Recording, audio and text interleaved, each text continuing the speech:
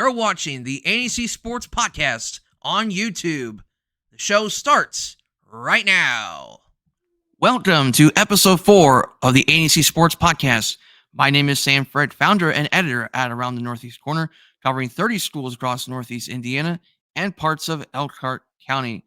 Once again, another week, another episode on the ANEC Sports Podcast as we are getting closer and closer to a full week of sports competition on a daily basis. And just last week, we've had girls golf begin their competition, and we'll talk about that in just a moment. And just a week from now, we will be having soccer get started, volleyball start, cross country start, and obviously the big sport on the fall sports season, football, will be starting in just under 2 weeks from now.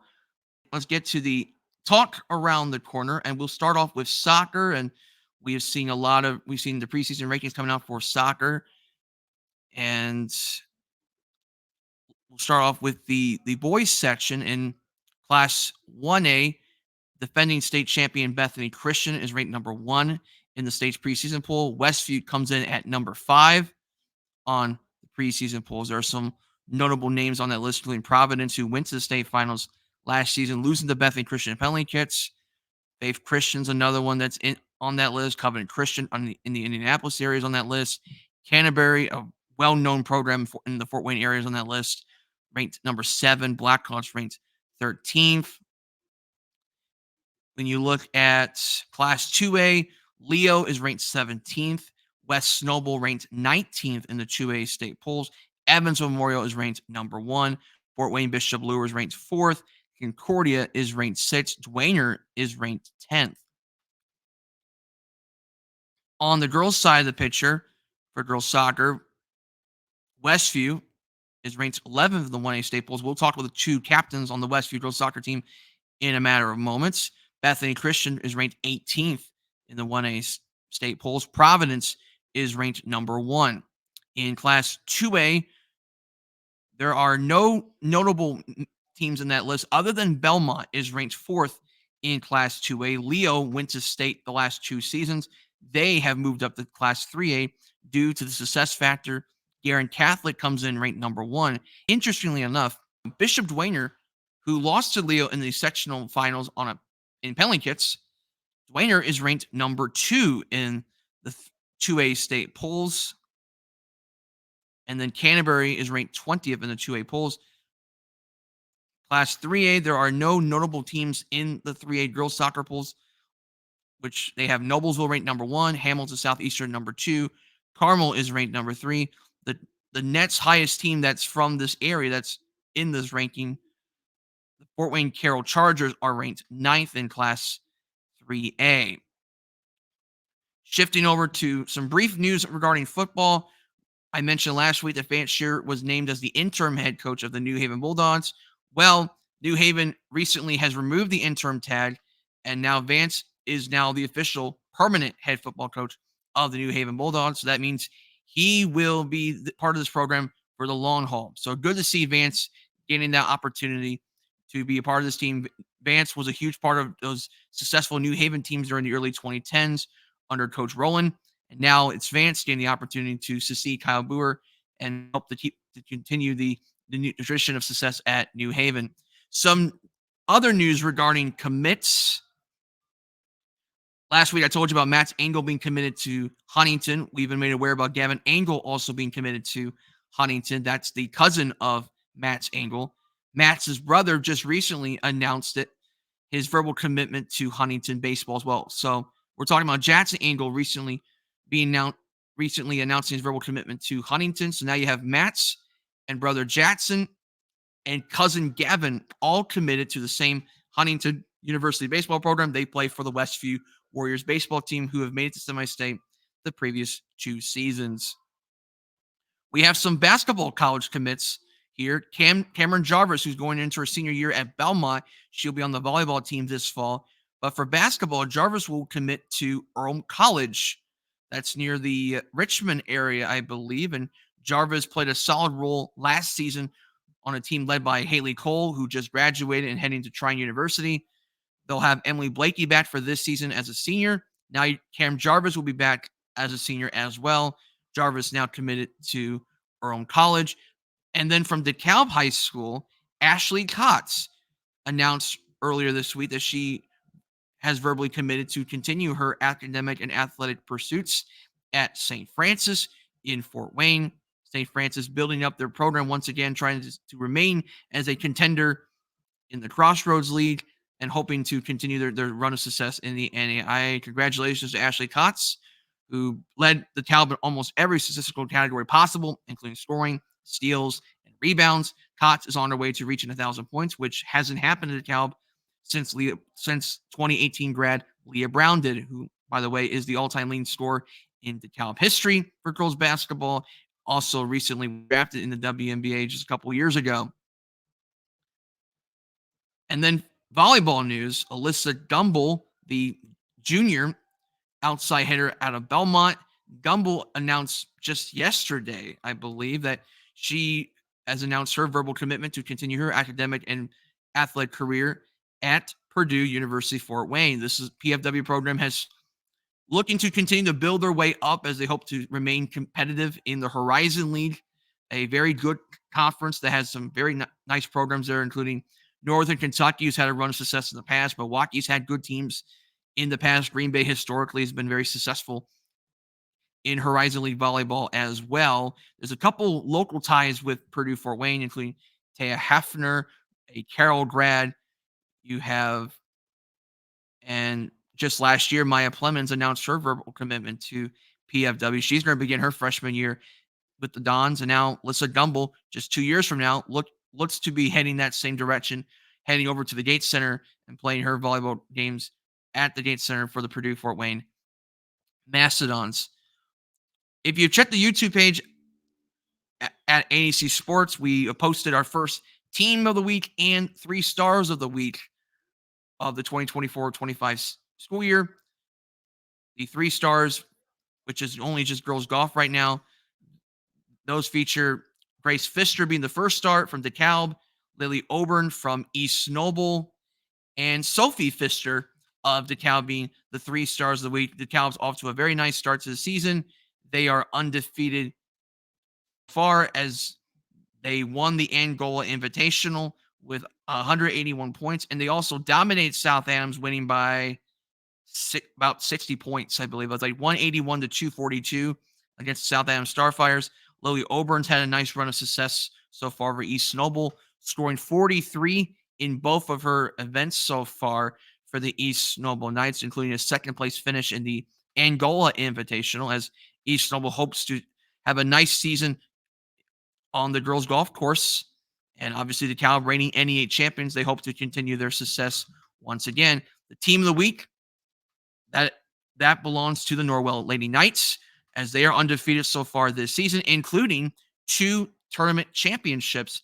They won the South Adams Invitational earlier, and then just recently they won the Belmont Invitational. So it looks like the Northeast State will continue to have a nice run in girls golf, as Norwell quietly having a nice start to the season. Look, rather note here, Fremont having a nice start as well in girls golf, although not to the level of DeKalb and East Noble Norwell.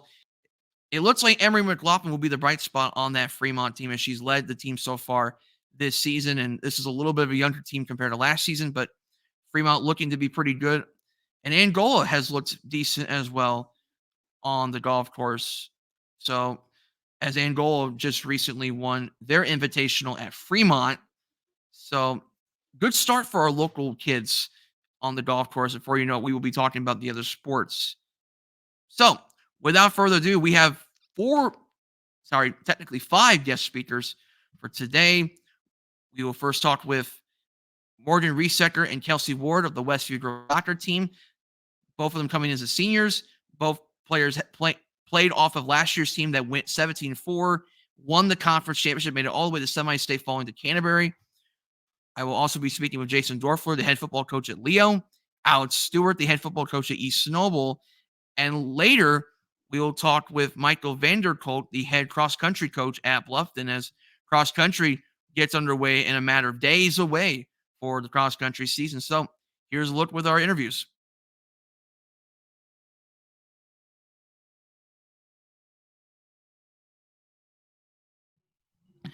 I'm here with two senior captains on the Westview girls soccer team, Morgan Riegsecker and Kelsie Ward. Hello, ladies, and how are you doing this evening? Doing great. How are you? Doing great. First off, let's talk about this Westview girls soccer team. Last year, this team went 17-4, undefeated in conference play. You reached all the way to semi-state, falling to Canterbury 3-1. How much did that experience help you prepare for this upcoming season? Yeah, I mean, definitely it's a tough loss getting that far into the state tournament and then your season ending there.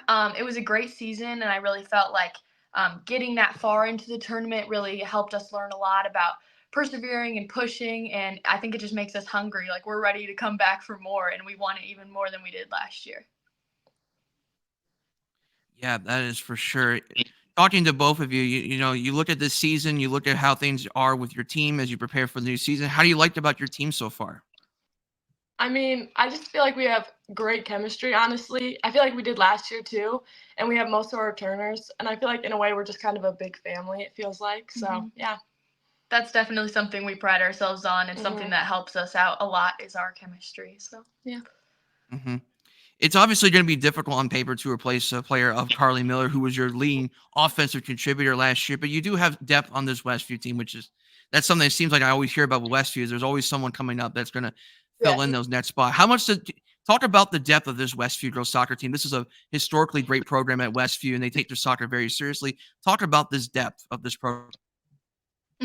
So coming into the season, we have again a lot of experienced players. We have a very high number of returning varsity letter winners and starters. We have a very similar back line that we did from last year. We'll have a strong midfield. We'll have strong players offensively and defensively. So I feel pretty confident in this team. And we even have a couple younger girls coming up, freshmen who are super talented. So we'll have a lot of girls on and off the bench that will be ready to come in and do their job. And obviously, with Westview, this is going to be a team that's going to take pride on defense. And I know you have a lot of returnees back on defense. Morgan, I know especially you're part of that defensive structure at Westview. Kelsie, I know has done a little bit of both, especially with the be able to score a little bit with their 17 goals from the previous season. How much do you take pride on playing both ways, especially on defense, where being able to be tough on the defensive side of the ball is very important, and especially as you get deeper and deeper in the playoffs. Yeah, I feel like our coach definitely hounds like defense, Like that's what we know is going to get us further into the state tournament. And I feel like especially our shape, like we'll just spend practices just going over shape over and over again, how we move, when we move. So I think that helps us a lot. Obviously, you want to score goals, but most importantly, we're not letting any in. So yeah. They say defense wins championships. You mentioned about the coach emphasizing the defensive part. Talk about your guys' relationship with Coach Ward and how much he's meant to the program. Yeah. Kelsie, you go. Well, I guess I'm pretty close with him. You go first. Okay. So I just think, well, he came our freshman year, right? Yeah. So we'll be our class will be the first class that he's dealt with from freshman to senior year. So I think that's really cool for him to see and for us to see. I really think he made a lot of positive changes to the just the team and the environment and everything like that. So we've been really, really thankful for that. He's a great guy. I think even some of the best players, the most talented, gifted players on our team have a lot to learn from him. So we're very thankful that he came and coached our team. And just in general, I feel like he holds us to, like, he has a lot of, like, he makes sure we have a lot, how do I say this? He makes sure, like, he holds us responsible throughout the team, especially our class, since I feel like he's known us the longest, and he kind of makes sure that we are, like, always on our A game and always preparing us and stuff like that. So, yeah. And definitely, like, I feel like he makes it more about, or not even just about soccer, but about like being respectful and like respectful of our teammates, respectful of our coaches, respectful of the other teams and the refs, picking up after ourselves. Like we'll have to run if we don't pick up our trash at other people's fields or stuff like that. Like he encourages respect just as much as he encourages talent or skill. Yeah. You picked up a good point about the characteristics of this team away from soccer. What are some other things you can describe about this team away from the X's and O's? Mm. I think that we have a very gifted team at encouraging. Like, super, like, you make a mistake in practice, you have 15 girls saying, "You're good, you're good, next play, like, helping you move on and get past that. And I think, especially for younger girls coming in, it's super, like, it takes a lot of pressure off when you have older girls telling you, like, it's okay, we make the same mistakes, like, it's time to move on and do better next time. And I feel like our goal, like, yes, we know, I feel like we're a pretty talented team, but we also are just there to have fun. We want to have a fun community within our team. And I feel like if you ask anybody, like, a lot of new girls come, especially this year, we have a bunch of new girls, and their main thing they say is that we're just a fun team. Mm-hmm. And I think that's very important considering your schedule. You play away from your conference. You're always playing tough competition. You're playing the Goshens, the Northridges. You're playing schools out of state, not out of state, but within outside of your area per se. And 2A, well, sorry, 1A. That's, I always get confused with basketball, but 1A for soccer, you still have a pretty difficult road to even get to the state finals to begin with. So having that ability to encourage each other is so important when you're playing that type of competition. Oh yeah, 100%. What are some goals that you've set for this season? Obviously, you want to make a deep run into the playoffs again, but what are some goals you have in mind? Honestly, you said it, but I would love to go back to semi-state, even state again. But also, it's our senior year, and I just want to try to make it the most fun year we've had yet. So, yeah. I think something that Coach Jesse always says is just like preparing the best team by the beginning of October so that we can just be ready and be the best version of ourselves for that state tournament.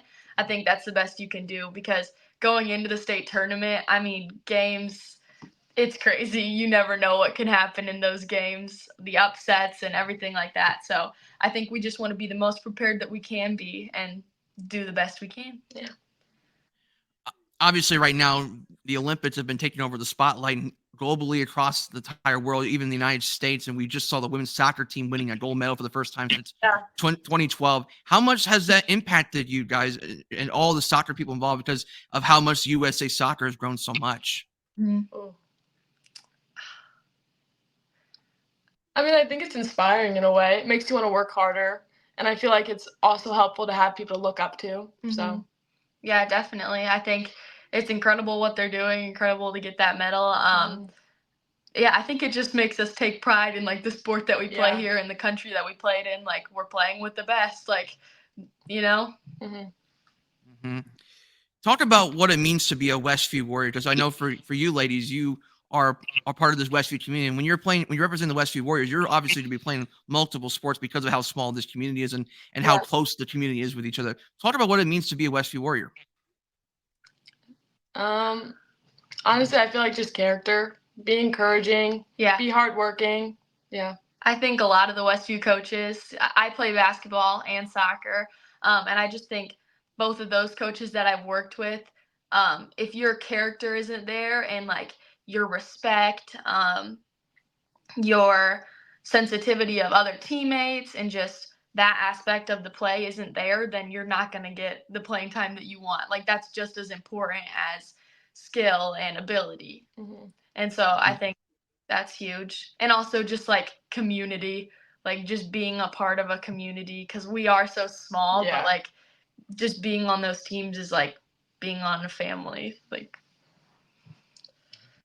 how much you want to make this senior year as memorable as possible for you two, since this is your last year? I feel like junior year, that's going to be hard to beat too. But no, I feel like that's my main goal. I just want to have a really memorable, really fun year. I mean, it'd be awesome to get, I feel like it's possible to get to the state championships. That'd be awesome, but yeah. And we've been really grateful we've played together for the last 4 years. We've been on the same team and I guess my freshman year I played center back, but the last 3 we've been playing center mid together. So we just are super grateful for that opportunity, and we'll just be so happy to be back at it again. Yeah. Final question for me. Up to this point, what is your most memorable moment so far? And specifically with soccer? Oh, I know. Okay. Trinity game last year. Scariest game of my life, probably. But, you know, like, I just remember going into it being like, we got it. I know it was like an upset regular in the season. We lost 2-1. And so that was a little scary going into it, but that was like my greatest memory because beating them, and then I was just like, okay, like I could finally take a deep breath. And yeah, that was probably the happiest. I would probably say that too, because even though it was the semifinal, I feel like that was a huge game for us. So and Carly's goal, it's beautiful. So that would be probably mine too. Yeah, definitely a memorable game for your team. And so, final thoughts before we let you go. It's been a wonderful time talking about you about your guys' season up to this point, and talking about Westview. Any final thoughts before we let you go? No, we're just super excited to go back at it this year. And hopefully you'll see us deep in the state tournament. Yep. That is Morgan Riegsecker and Kelsie Ward of the Westview Warriors, 2 players going into their senior year for the Westview girls soccer team. Ladies, thank you for taking time to talk about this team, and good luck the rest of the way. Thank you so much.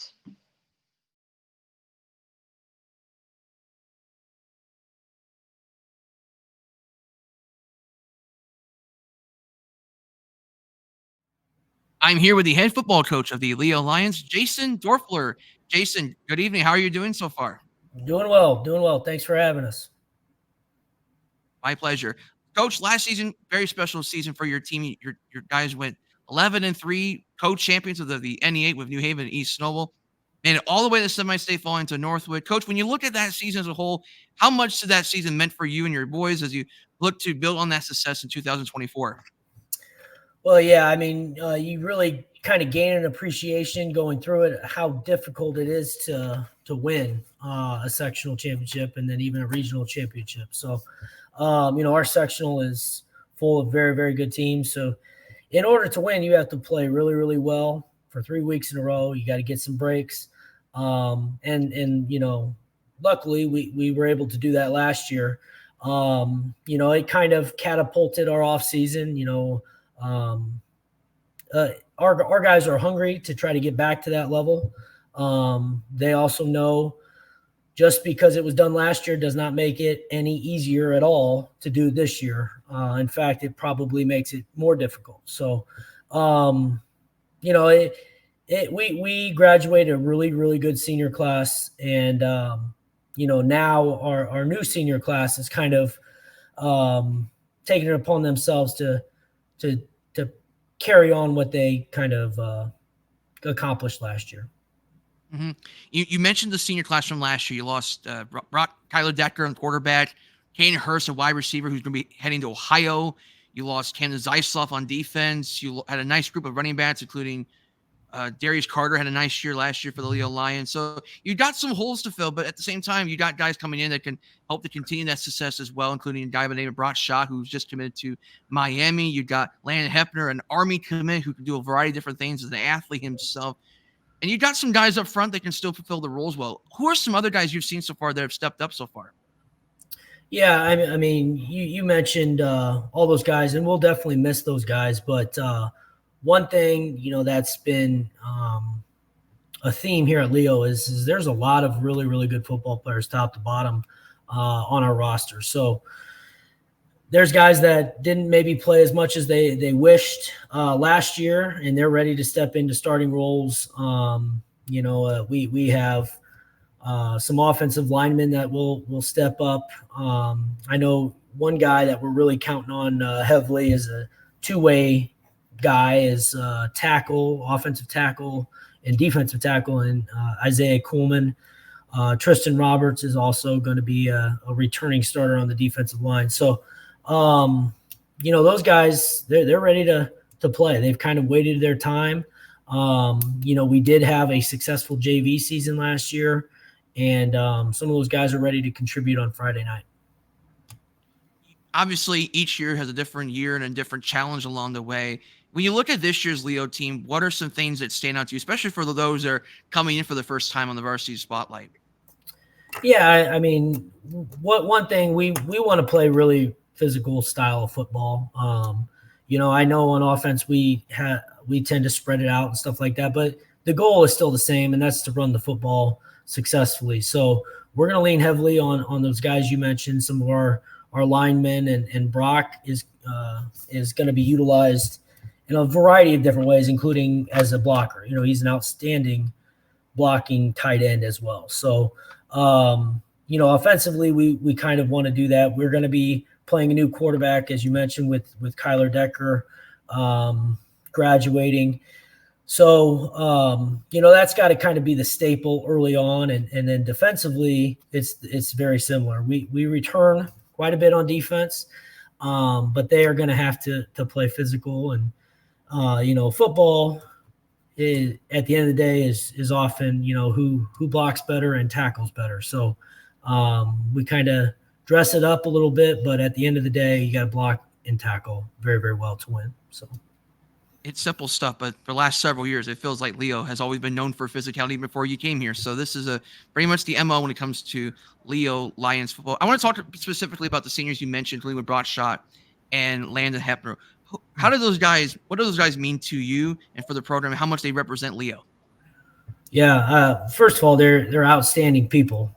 They have obviously are really, really good athletes, but they carry themselves in a great way. They're very humble, and they can connect with a lot of people in the building and on the team. So they're high character people, high character kids. So when your best players are your hardest workers and your best or high character guys, you got something special. So like I said, not only are they great players, but they handle all the other stuff. They're both going to be team captains and all that type of stuff. So we will rely heavily on those guys along with our other seniors to kind of lead our team and handle a lot of the things that need to be handled in the locker room and morale wise and this and that. But they do an excellent job, as I mentioned, in that area. And then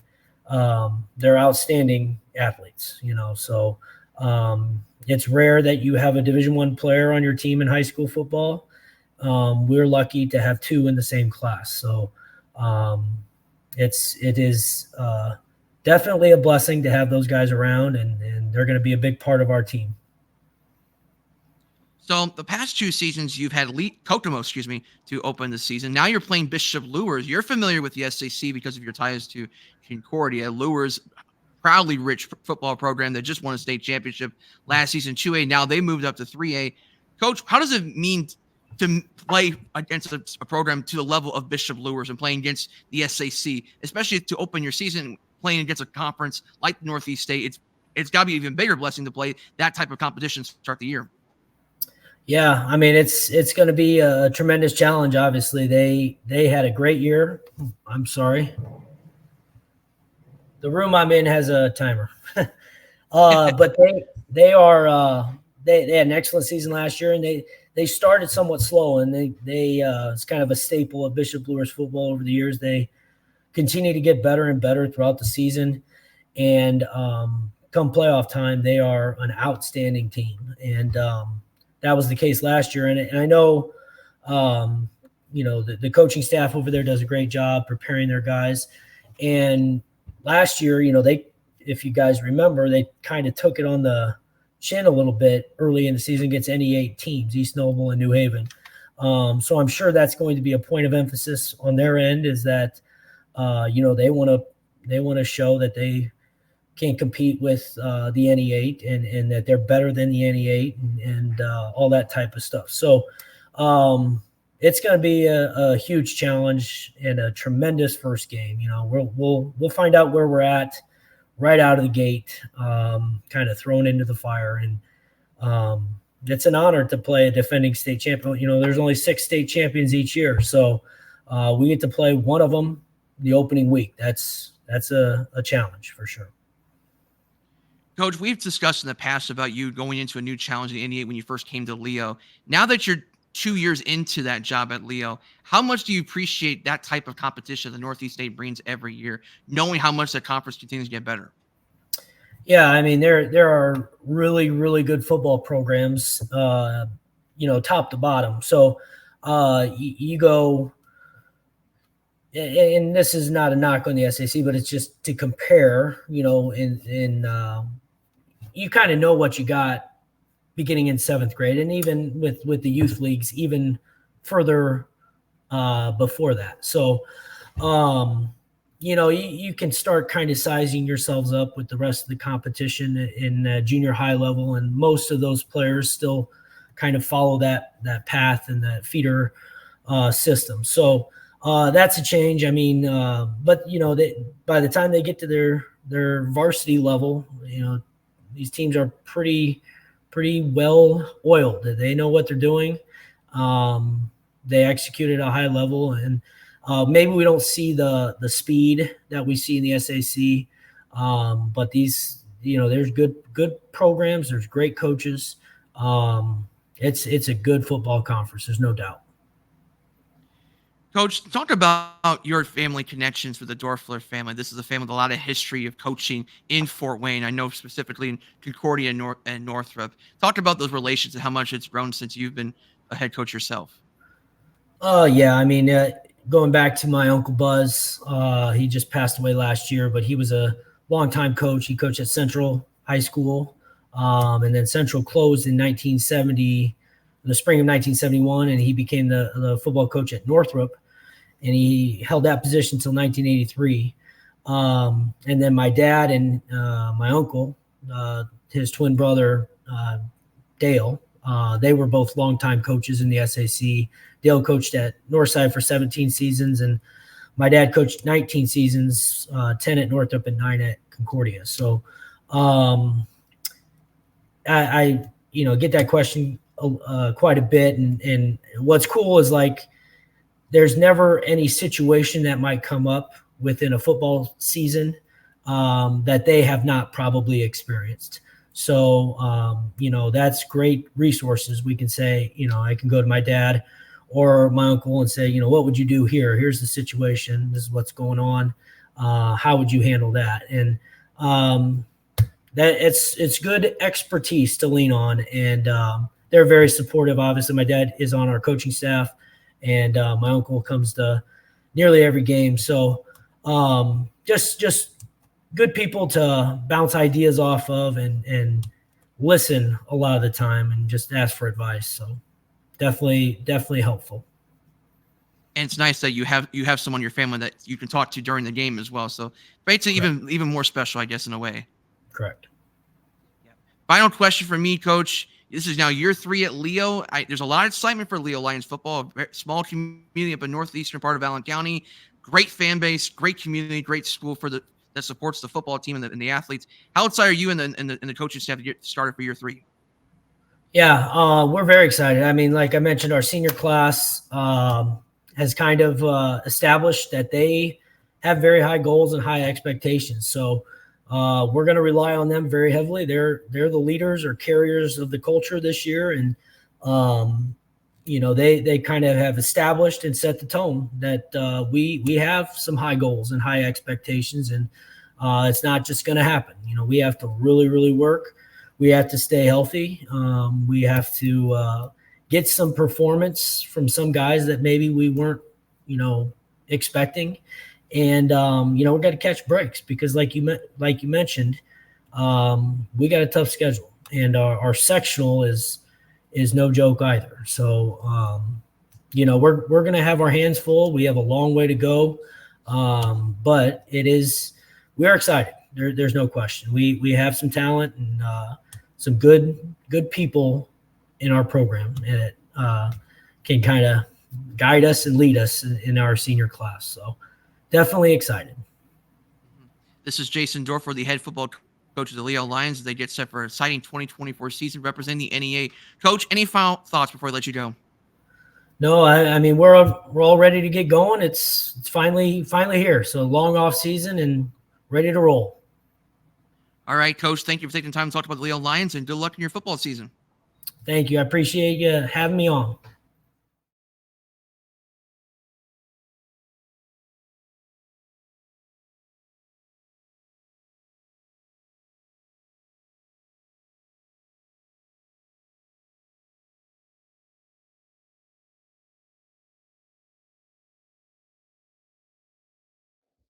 You're good.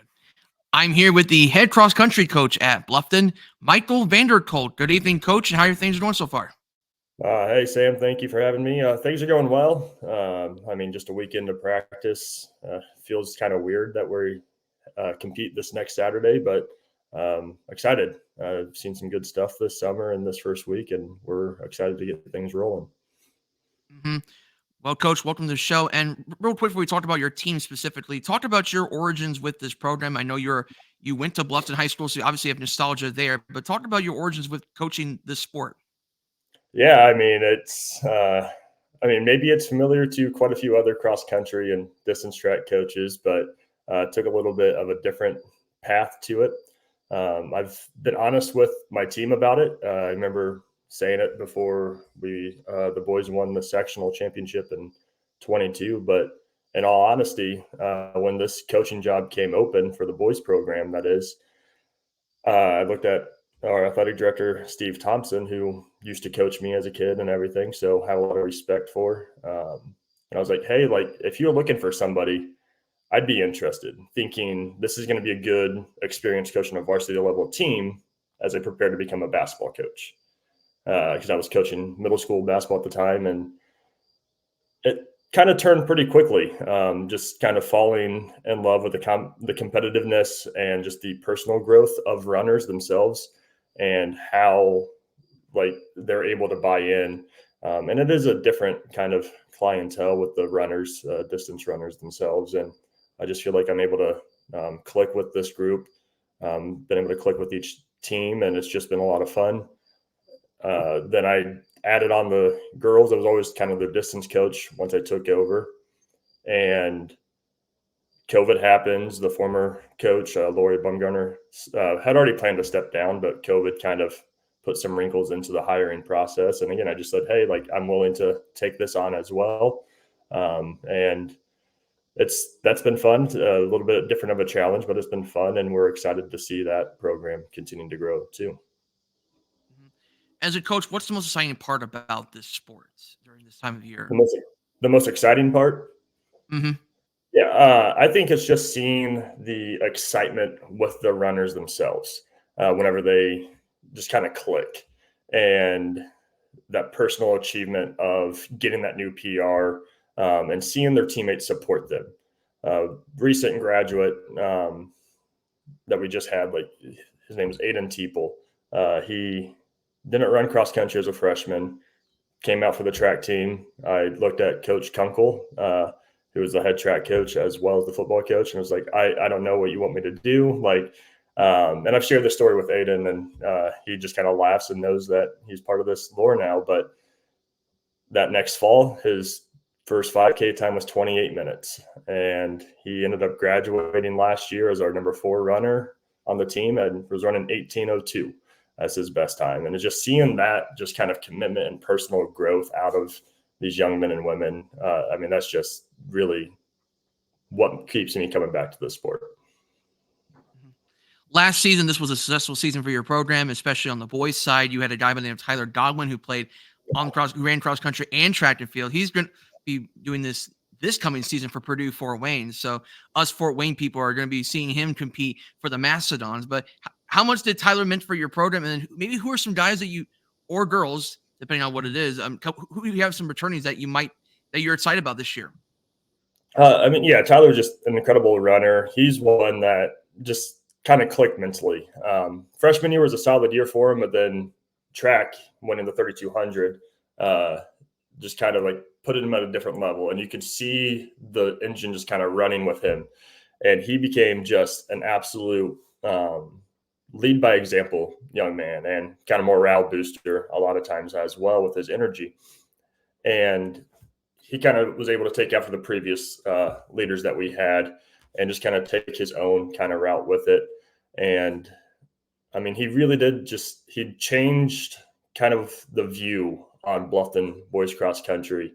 And he's left that impact. And again, like bringing up his classmates like Aiden Teeple, but also like this year's seniors, especially Levi Johns and Jude Bumgarner, who trained with Tyler the first 3 years of high school, both in cross country and track. So they know what it is.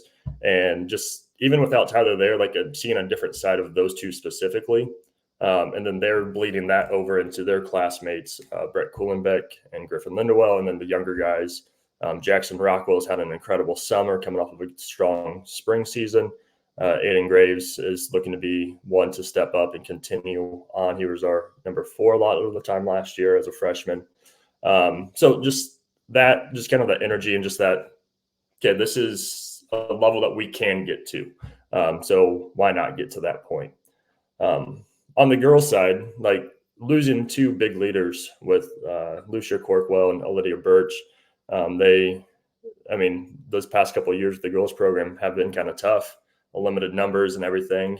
But just their positivity, keeping the young ladies like just kind of involved and engaged in the process, really hoping to set us up well this year. We got one senior, Amara Robles, and then Dakota Lee, who qualified for the regional last year as a sophomore, kind of our 2 leaders with 7 freshman girls and 3 other sophomores. So very young, but the future's looking kind of bright because these young ladies turned out this summer and just really committed themselves to bettering themselves. That goes from top to bottom, and we're definitely excited to see what they can do. You mentioned briefly about the presence with the previous classes and now with the current players coming back. If you can, beyond just the X's and O's with the sport, what does this group of cross-country runners, what do they bring beyond just the sport itself? Just a commonality, I guess. It's just they really just get along with each other. And we just do a lot of team building, team bonding type activities. And they do their own things as well. I know a couple of the guys have like walking golf memberships. And to me, as a high school cross country runner, I don't think there's much better you can do than just walk on a golf course all summer after you run. You're staying active, having fun, bonding with the guys. I know the girls like get together and like go out on like coffee runs and stuff like that. So it's that vibe. Like they really do seem to just buy in on getting along and just become like building those relationships, because let's be honest, cross country is one of the toughest sports you can do in high school. And especially for a lot of them who have no experience with it outside, they got to have fun. They got to have a reason to get out there with their classmates, with new friends, and really just kind of find a way to support each other, because we don't have student sections like football does on Friday nights or volleyball does throughout the week. And they've got to be their own cheerleader. Yeah, and the big thing about that positivity is you're also going to be on the road quite a bit, because you don't get very many home events to begin with. So if you can, Coach, talk about some of the notable meets that you're going to be a part of this year. Let me just flip on over to that. I was just working on some of that stuff. So we start this Saturday at Norwell. They named after the longtime coach, girls coach Bob Dahl, who I'm very fortunate to have as my mentor coach and assistant coach at Bluffton. He's really taught me a lot. So it's always a good one to get started with, just right down the road, and not a lot of stress to it on that ride. Then we go to Taylor University that second week. And we added that one last year because that's where our sectional got moved to. So we needed a good race experience there. We ended up racing really well on an unfamiliar course last fall, and just kind of gave us that confidence. So hopefully we can have another good week next week in 2 weekends, and just kind of set us up for some success this postseason. Looking at some of the other ones, I really like the Manchester invite we go to. It's become one. It got a lot fuller last year since they're hosting a bigger sectional now too. But it's always been one that I've enjoyed because it's teams that we don't typically see. And it's a lot of big schools too.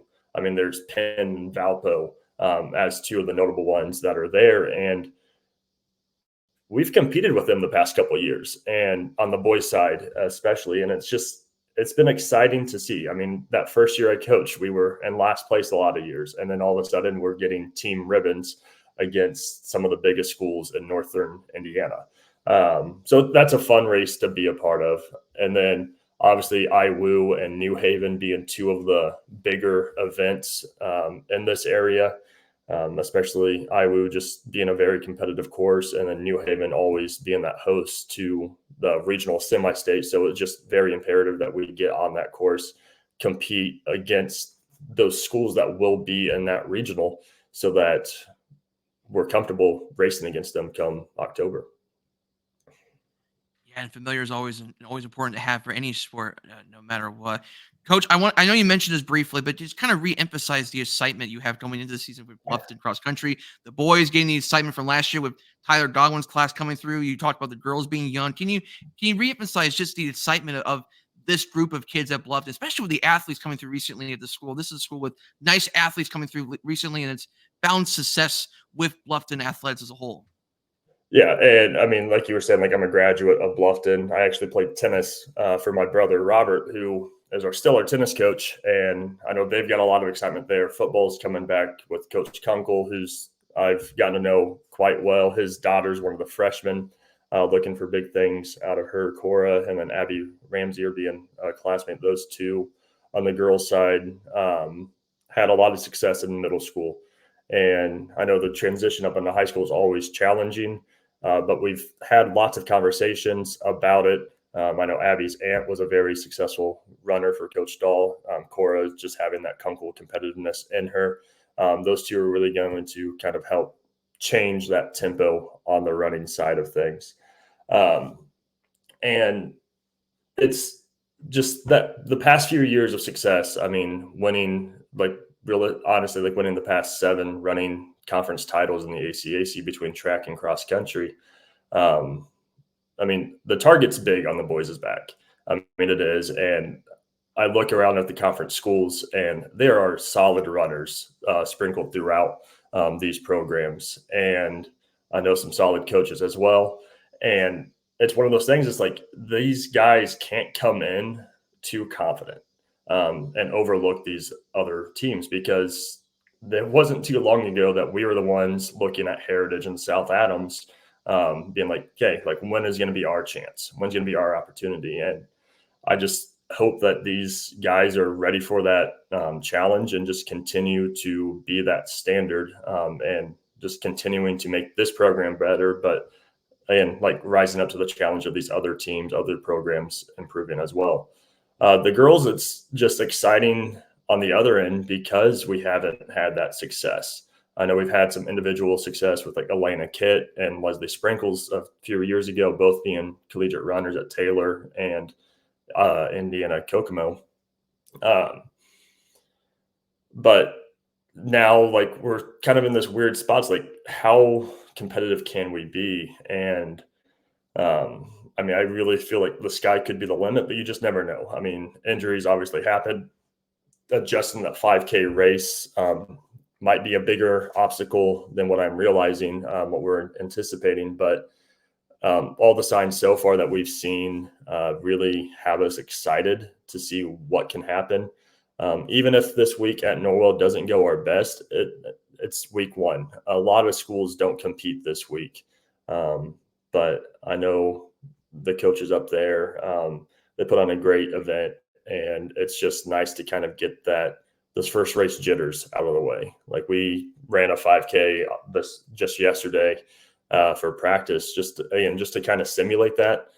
Some idiotic coach didn't actually wheel out the course and made it a quarter mile long. I don't know whose fault that was, but there's also a difference in the adrenaline as well. And like just kind of talking to them about that and just kind of pushing through those challenges and just kind of really see what it would be like in a true competition. Final question from me, Coach. You were a student at Bluffton. You're coaching at Bluffton. You've also been a media representative for the Bluffton Tigers for Burn Witness. That's why I mentioned that previous question, because of how things have been in the past with other sports at Bluffton. Just kind of talk about what are some memories you've had up to this point with Bluffton. I mean, just going back to being a kid, a lot of times watching the basketball players, especially. I mean, basketball in the 90s, late 90s and early 2000s were the thing at Bluffton. Some vague memories of Adam Ballinger, Abby Stallschreider, all playing at the old Tiger Den. I don't remember why, but it's like a half-court shot that Adam hit one game that just stuck with me. And that may even be wrong. I don't know. But then like going on like that state runner-up run with Kane Kinsey and Spencer Harris, Bill Lysing, when those two were freshmen, watching them play. And then being able to join that program, and that my freshman year, that undefeated regular season, losing just a nail biter to Bishop Lures, And then finally getting that sectional championship senior year. Basketball was definitely the big like topping, like the cherry on top of just those 4 years. Just really feeling like that. But seeing the community kind of come around to these other programs as well, and getting my start with Wells County Voice with Scott Mincer, being off a year, and then speaking with Clint through Anderson of Burn Witness and Witness Media because of cross country running connections there. He's like, hey, why don't you just like start broadcasting for me? And seeing that excitement firsthand and kind of becoming that face and voice of Bluffton athletics has been a weird kind of addition because especially like I want to do more because I have a history in sports information, and I know we've kind of met through that at Purdue Fort Wayne. And I would like to do a little bit more because, again, like the boys tennis team has won back-to-back conference championships and are poised to have a really good season this year. Tennis is one of the sports that doesn't get covered much. I don't know, like that could be something in the future to kind of look forward to because I did that down at Eckerd College. I broadcasted some tennis and some other things like that. Like I know girls golf is just on the rise right now. And then I think the basketball teams are set up to have really good seasons. Boys swimming has kind of just controlled the ACAC girls swimming with Ellie Coyne getting the state last year as well. Baseball had a solid season last year's heartbreak in the sectional championship. I know they're graduating a lot. Softball is kind of rebuilding as well with Coach Sonicson. So it's just it's going to be a fun year, I think, at Bluffton just overall. I know wrestling's has success as well. And like, it's a fun time to be a Tiger. And I've really just my entire life being a Tiger, and it's kind of cool just being part of it. And there just being excitement and supported individuals from program to program as well. It's just a big, huge testament to the culture at Bluffton. Yeah, we will certainly be looking forward to another year of Bluffton athletics as we get things rolling for the fall season for everybody, including with football. And we know there's some hype with Bluffton football, even with some players graduating and whatnot. But there's still another core coming up that's building up that excitement as well. Michael, any final thoughts before we let you go? I mean, just again, I'm looking forward to seeing these teams compete. Not just my teams, the boys and girls, but seeing the other schools as well. I know Southern Wells has some excitement coming up as like with their program. I know they graduated quite a bit on the boys, but they're bringing in a solid freshman group. South Adams bringing in a new coach. Just never really know what's going to happen there. And then I know, again, I said it earlier, every single one of these schools have competitors.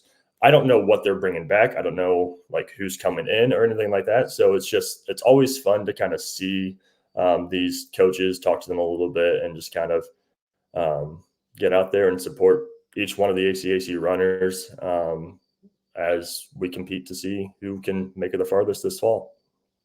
All right, that is Michael Vanderkolk, the head cross-country coach of the Bluffton Tigers. He's also the voice of Bluffton Athletics on Burn Witness Media, which you can find on whatever platform you can consume Burn Witness Media. So, Michael, thank you for taking time to talk about the Bluffton Tigers and enjoy this season. Yeah, thank you, Sam. Appreciate it.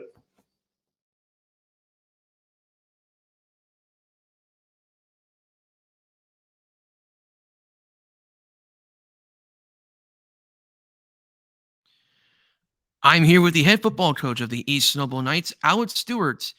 Alex, good evening. Welcome to the show. And how are things going for you so far? They're going outstanding. We've had a great summer and a great start to fall camp. Mm-hmm. Let's first talk about the process of you being the head coach at East Snowball. You previously went to Western, and this is a program in Western that had success under you, winning 3 divisional championships in the Hoosier Conference. You left on a pretty good spot here. What got you to the process with going to that East Snowball position, knowing that Luke Amsterdam previously was a coach there and now becoming the AD? Yeah. So the job opened up. My brother-in-law lives in Huntertown, which is really close to East Noble, and he let me know that the position was open. And one of the enticing parts was the strength and conditioning position that was open with it. I knew that East Noble was a football school, and it was a school with a proud tradition. So I started to look into it a lot deeper and figured out a lot of really good things about East Noble, and applied for the position. And then, everything I learned, I really liked, and was fortunate enough to be hired and accept the position. You look at this East Nova program. This is a team that lost some guys, including quarterback Xander Brazo, became one of the top 10 leaders in East Nova history in passing yards. You lost two running backs, Tyson Reinbold and Michael Mosley. You lost Keaton Corbin, a wide receiver, two very good offensive linemen in Joey Sorrell and Zach Leidy. You lost some guys on defense, including Connor Lyons on the middle linebacker position. But you got guys coming in with really talented players. And, Jake Ramey up front. You got Logan Haddon up front. You got Riley Biddle, who's probably going to be the quarterback at East Snowball. You got Landon Swager. You got many guys on that team, and even Alex Sprague, the kicker, going far with the East Snowball team. What do you like about this team so far? Yeah, we've got a lot of guys back off of last year's squad. A lot of key playmakers. The big thing I like is that they're hungry. They're not satisfied with what happened last year. They've really taken a great attitude into the summer and into fall camp, and have really been pushing each other not only in the weight room but on the field every single day. And they're extremely competitive. Every single day, in practice, it becomes it's a competitive environment, which is fun because I feel like you can really thrive in that environment as an athlete. And this is a program with a lot of winning seasons since the year 2000 when they won state. They've only had two losing seasons in their entire run during that time. So the winning tradition is there for East Snowball. You mentioned the winning attitude and desire to be great. What are some other attributes you see with this program?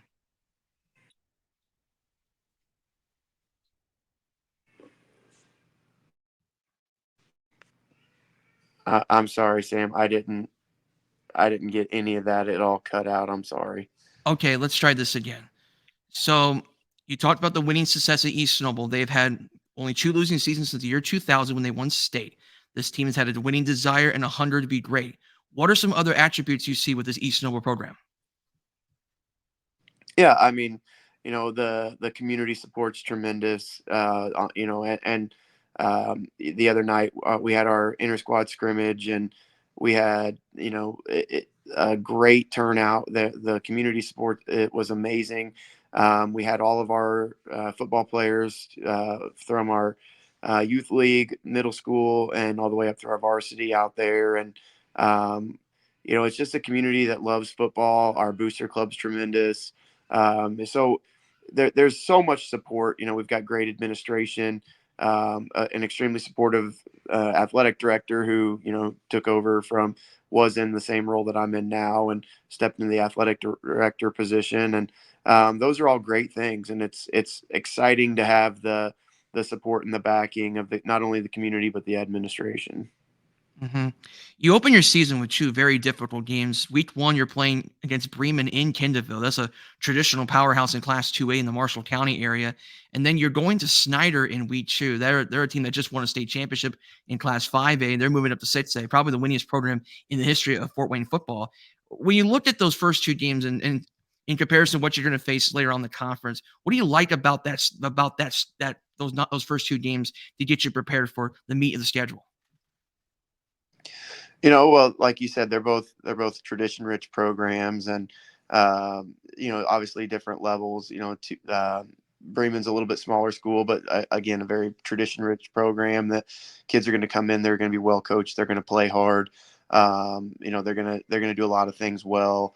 They're not going to beat themselves. And then, week 2, you're playing the team that won the 5A state championship last year. But starting off the season with quality competition sets you up for those conference games because there's no down weeks in the NE8. I mean, it's everybody's a quality program, and you've got to be ready to go. So and we scrimmage Concordia this Friday night, which will help with that, help get us ready. But just having those great teams early on in the season, and like I said, like our sectional is loaded with great competition. Our conference is loaded with great competition. So being able to keep that consistency there is important. And you, like I said earlier, you come from a very interesting conference in the Hoosier Conference with schools like Lafayette Central Catholic and West Lafayette, historic programs in that area as well. And travel is kind of interesting with that conference as well. When you look at your past and going into East Noble and going to a very good football conference in the Northeast State, going into 10th season in the NEA, Coach, when you look at where you are right now, what's the message you're sending with this program right now to continue the success of this East Noble program? Yeah, I mean, I think just the mindset of getting better every single day and falling in love with the process of the hard work. Football's a long season. I've heard it said that football players are the men of fire and ice because you play when it's really, really hot outside, and if you're really good, you're going to play when it's really cold outside. And if you want to play when it's really cold, you want to play into late November. You've got to be able to get better on a week-to-week basis. You've got to do a lot of things well. You've got to be smart. You've got to make sure that you're staying healthy and you're doing the things from that standpoint. So we just preach to our kids to embrace the process because there's a lot of different things that happen and go into a season, and they've got to take care of their bodies. We've got to make sure that we're staying on top of our training in the weight room so that we're staying strong and getting stronger within the season. And we've got to take an approach that we've got to get better every single day we step on that field. And I feel like if you can stack days like that and you can get better and better and you fall in love with that process of just getting better on a day-to-day basis, you're going to put yourself in a really good position to be playing your best football in November. Mm-hmm. Final question from me, Coach. We talked before we got on the air about your impressions of Kendallville so far, and you seem like you've had a very positive experience so far with East Noble. Take me through what it's like to being part of this community at East Noble, a program with a lot of history of success, as well as a community that's willing to back and support the kids in Kendallville. Yeah, I love it. It's tremendous. I grew up in a small town that's much like this one. It's a smaller town. I went to Carroll High School in Flora, and that's a proud football community, and everybody just seems to love the teams and support the teams. And that's the impression that I've got since I've been here, is that everybody just loves East Noble. And it's not just football, it's everything. I definitely think that everybody loves football around here, which is exciting as the head football coach, but everybody just been great, getting to know. I've been out in public, gone out to eat with my wife and kids, and people will stop and say hi and introduce themselves. And it's just a community that's extremely proud of who we are, and they're proud of East Noble, and they want to see us be successful. Mm-hmm. Yep. This is head football coach Alex Stewart of the East Noble Knights as they look to get things rolling in 2024. No matter if they run the football or they're going to throw the football, this is a team that's going to be entertaining on Friday nights. They're going to play physical football, and I think that's what you want to bring. That's what you want to see with East Noble continuing this season. And coach, for in week 1 against Bremen, that first game as the head football coach of East Noble, it's going to settle right in here. So, coach, final thoughts before we let you go. I'm excited to be a Knight. I can't wait for Friday Night Lights in Kendallville, and go Knights. All right. In the words of Luke Amstutz, welcome to Kendallville. Thank you for taking your time to talk about East Noble, and good luck on your first season in East Noble. Thank you. I appreciate it. Well, that's going to do it for the 4th episode of the ANEC Sports Podcast. Tune in next week for a new lineup of guests and any other sports news coming along the way. If you have made it this far, congratulations. Make sure you let people know to hit the subscribe button, like this video, and let YouTube know that ANEC Sports is a destination for you, the fan. Until next time, this is Sam Fritz saying so long. Thank you for watching the ANEC Sports Podcast. Please like this video and like the page ANEC Sports on YouTube. Let people know that the ANEC Sports is on YouTube. Also like our Facebook page at Around the Northeast Corner, and follow either Around the Northeast Corner and Sam Frick on Twitter/X. We're also on Instagram as well. Just look for ANEC Sports or Around the Northeast Corner, and you will find us there. This has been an Around the Northeast Corner presentation.